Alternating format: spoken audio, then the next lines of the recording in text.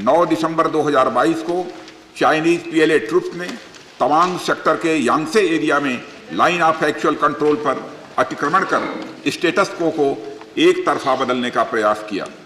China के इस प्रयास का हमारी सेना ने दृढ़ता के साथ सामना किया। उपसभापति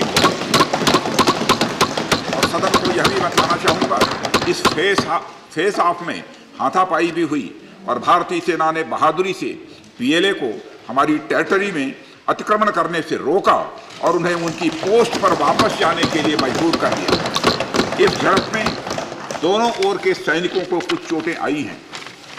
उपसभापति महोदय, मैं इस सदन को यह बताना चाहता हूं कि हमारे किसी भी सैनिक की न तो मृत्यु हुई है और न ही कोई गंभीर रूप से घायल हुआ। इंडियन मिलिट्री कमांडर्स के टाइमली इंटरवेंशन के कारण पीएलए सोल्जर्स अपनी लोकेशंस पर वापस चले गए और इस घटना के पश्चात एरिया के लोकल कमांडर ने 11 दिसंबर 2022 को अपने चाइनीज काउंटर पार्ट के साथ स्थापित व्यवस्था के तहत एक फ्लैग मीटिंग भी की और इस घटना पर चर्चा की। चीनी पक्ष को इस तरह के एक्शंस के लिए मना किया गया और सीमा पर शांति बनाए रखने के लिए उन्हें कहा गया। इस मुद्दे को चीनी पक्ष के साथ कूटनीतिक स्तर पर भी उठाया गया है।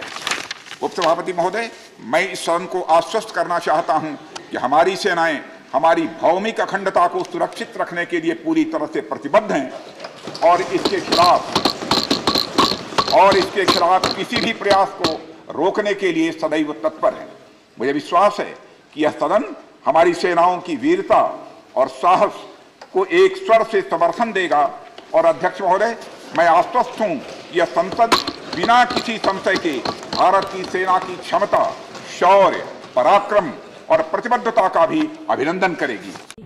और जब तक भारतीय जनता पार्टी की मोदी सरकार चल रही है, 1 इंच जमीन पर भी कोई कब्जा नहीं कर सकता। कल अपने सेना के जवानों ने जो 8 की देर रात को और 9 की सुबह को जो वीरता दिखाई है, मैं इसकी भूरी भूरी प्रशंसा करता हूं। इन्होंने घुसे हुए सभी लोगों को कुछ ही घंटों में वापस खदेड़ दिया और हमारी भूमि का रक्षण किया है।